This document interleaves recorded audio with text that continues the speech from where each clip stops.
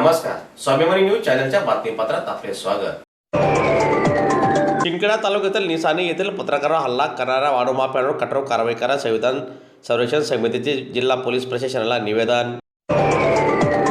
शिंदखेडा तालुक्यातील मौजे निसाणी येथील नदी पात्रातील अवैध वाडू माफियांनी सर्रासपणे गौण खनिजाची लूट सुरू केलेली आहे।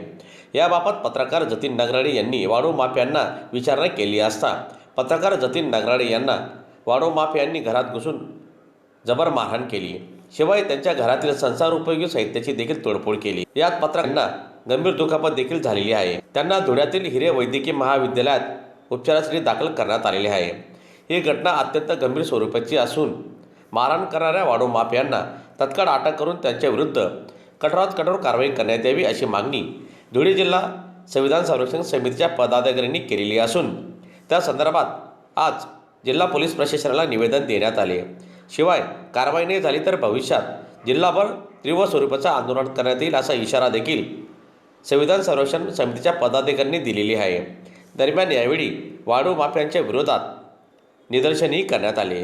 यावेळी संविधान संरक्षण समितीचे प्राध्यापक बाबा हातेकर, हरिचंद्र लोंढे, ॲडव्होकेट विशाल साळवे, श्रीकृष्ण बेडसे, धनंजय गाडणकर, छोटू मोरे यांच्यासह पदाधिकारी मोठ्या संख्येने उपस्थित होते। मुडदे पाडण्याचा उद्योग सुरू केलेला आहे।